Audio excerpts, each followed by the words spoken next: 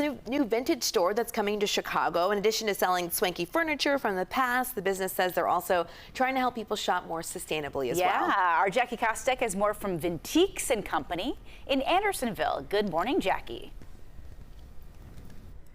Ladies, good morning to you. Well, I feel like this is the perfect place to find more unique pieces for your home. So your home doesn't necessarily look like it was just ripped from a page of a catalog. And I already found something that I am just obsessed with. This beautiful lamp caught my eye immediately when I walked in. So I may be walking out of the store with that this morning. I'm here with owner Karen Navros this morning. Karen, good morning to you. Good morning. Thanks for having us. Well, thank you so much for being here with us. We really appreciate it.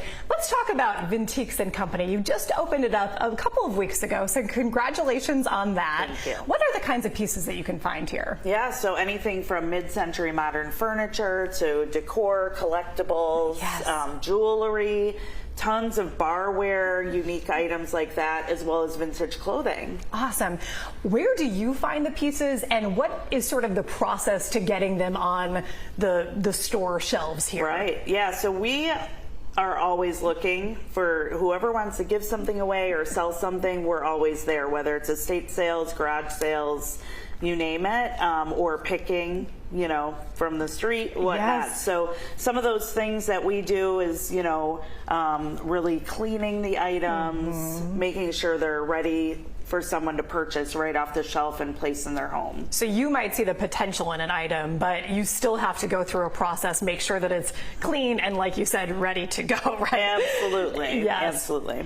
How popular is this idea of shopping more sustainably right now? I mean, I think we all remember vintage shops from back in the day, but you guys are really very popular.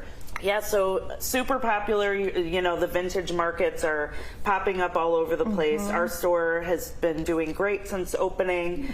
We also have our other store in Irving Park, and people really want to feel like they're able to be creative with what they wear, what they put on their walls, Yes. things that they collect, but also that they're making a difference sustainably. What's also cool is that you have sort of a vendor system. So there are 15 different vendors who essentially set up shop here, and that really brings in a diversity of items and taste, right? Right, absolutely. So 15 different little storefronts Yes. within one store, really creating like a mall experience, which is great.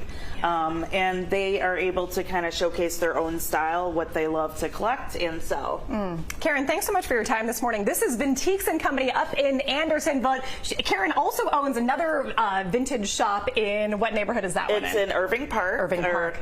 the new Lincoln Antique Mall at Irving and Kedzie. Okay, Karen, thanks so much for your time this Thank morning. you. This is Vintiques and Company. Ladies, back to you. I bought like a few things in that shop that are in my house, so love that. Not this one, but the other one she owns. Good. Thanks, Jackie. Appreciate it. We are jump-starting your morning from a new vintage shop in Andersonville, showing some tips on secondhand shopping and secondhand fashion.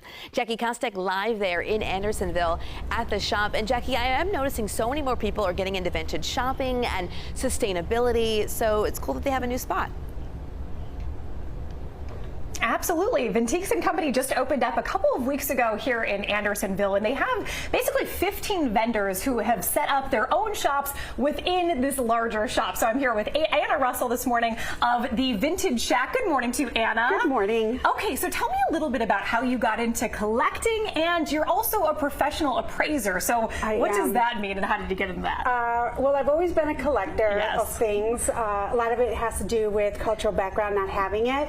And the pandemic happened, and I was bored, and I had to retire running. Okay. And so Antique Roadshow became my best friend, and then I started picking up books on all things American collectibles, specifically in American glassmakers. And I spent an entire year, and every year after that, studying anything about American collectibles with an emphasis of glass and what's called kitsch. Okay, Yes. so what should people know if they come into Vintiques and Company and they're looking for potential glassware for their home? Okay, if they're looking for potential glassware and they want something unique but not too ornate but makes a statement piece, Yes. I definitely recommend everybody to look for these wonderful flower lights that were made by Viking in the 1960s. You would never think that's a vase if you just look at it. Exactly. No, everybody, unless you're a florist, you would know that because floral companies are the ones that carry this and would give them to the florist.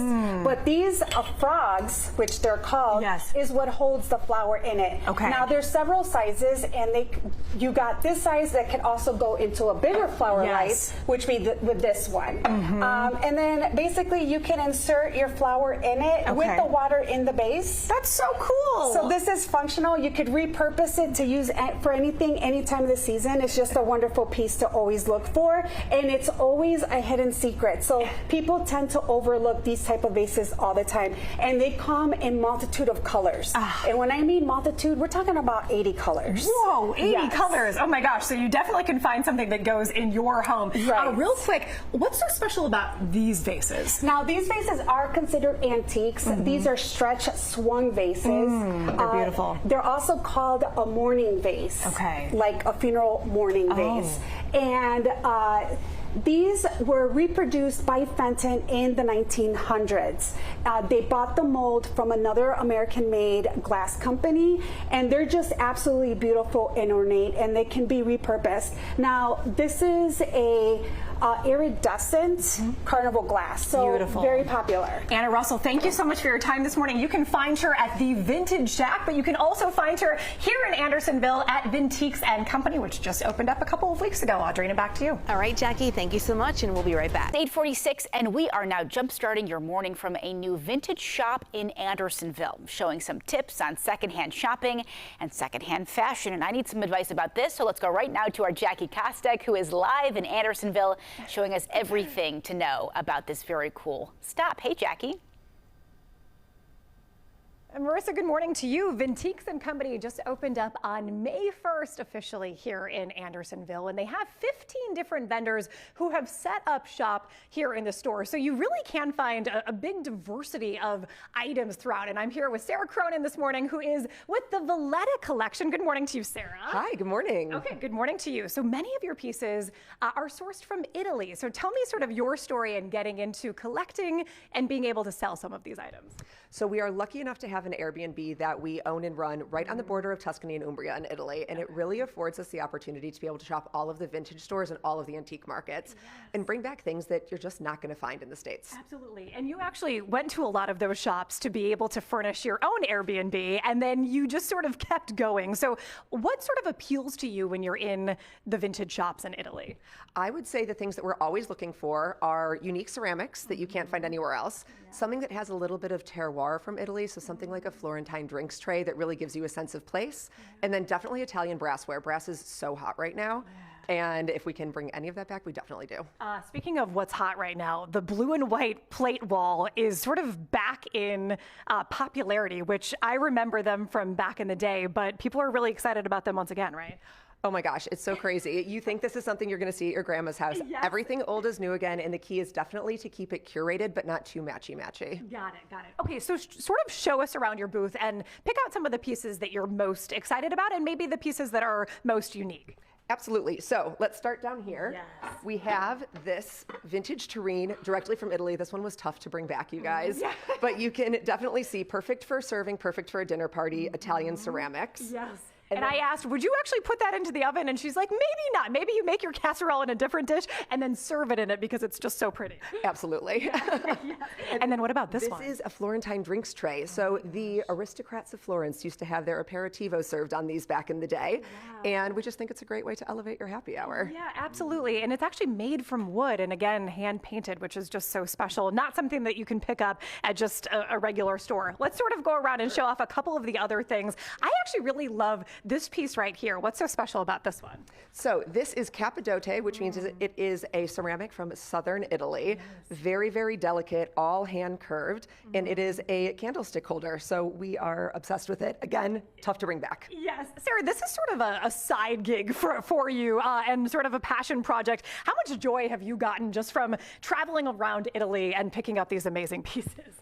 Well, we're a mother-daughter business, so it has been so fun to be able to spend so much time with my mom doing this. And I I mean, someone's got to go around Italy and shop. Why not us? Right. Why not you? And let's show Mom in the back too.